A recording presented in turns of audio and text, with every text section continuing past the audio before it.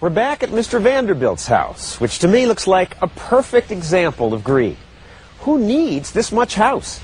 Just looking at its size makes me think of all the poor people who don't have a house because robber barons like Cornelius Vanderbilt took so much.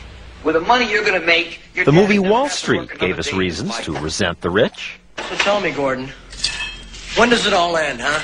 How many yachts can you water ski behind? How much is enough? It's not a question of enough, pal. It's a zero-sum game. Somebody wins, somebody loses. Money itself isn't lost or made. It's simply transferred. A zero-sum game, Michael Douglas calls it. That means if I win, you lose. Painting here? That's really a child's view of how the world works. Philosopher David Kelly studies markets. It's like we're all children sitting around the dinner table and a pie comes in. It's dessert time. Mom sets a pie down on the table. If I get a bigger piece, you get a smaller piece. But in reality, there's no mom there putting a pie down on the table. We're producers. We create wealth. Bill Gates is a good example. He's now the world's richest man. He's got about $40 billion. But does his having $40 billion mean the rest of us have lost $40 billion? No. It's been fantastic. See, this is the fallacy, that there is some pool of wealth there that's fixed, and if I take more, you get less. That's not true. Wealth is constantly being created. Gates got so rich by making the pie bigger for everyone. A key benefit of Windows 95 is that he actually baked a whole new pie. His software created new ways of saving time and money, created thousands of new jobs. Baby Doc got rich by forcing people to give him money. He could do that because he was the government. If he didn't pay his taxes, his troops could jail you, or worse. It was the same with Imelda Marcos and the British royal family. They got the money they have by using the power of government to compel people to give it to them. The capitalist can't do that.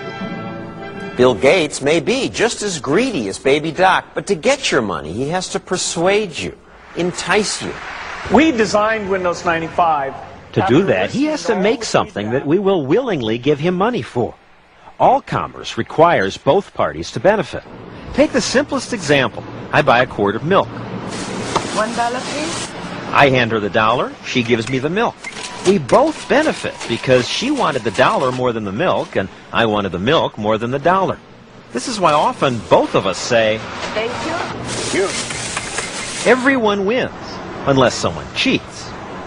You see products advertised that seem too good to be true. I spent years warning you about the cheaters. Solar-powered clothes dryers, only $50. And what did they get in the mail? A clothesline.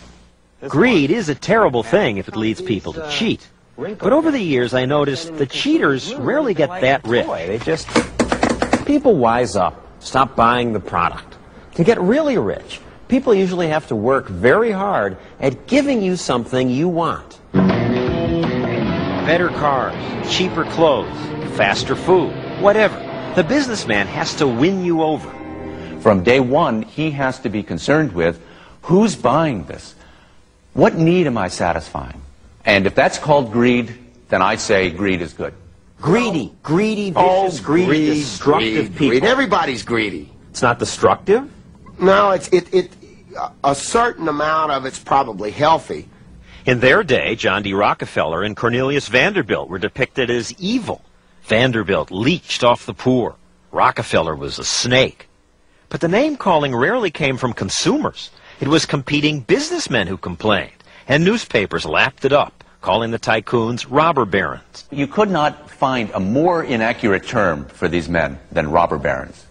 They weren't barons, all of them started penniless, and they weren't robbers because they didn't take it from anyone else.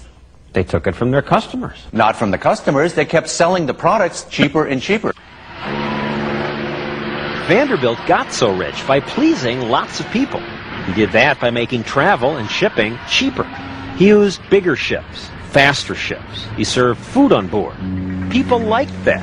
And all this lowered his costs so much that he cut the New York to Hartford fare from $8 to $1. Rockefeller got rich selling oil. Competitors and the government called him a monopolist, but no one was forced to buy his oil. Rockefeller had to persuade people by offering it to them for less. And he did. Working class people who used to go to bed when it got dark could now afford fuel for their lanterns. Suddenly everybody could stay up, read, learn more. Exactly. It gave people who, remember, were working probably 10, 12 hours a day, it gave them a private life. The consumers were better off, the workers were better off, and, of course, they themselves were better off. I'll say. So we can call them greedy. But the fact remains that their greed did more than make them rich.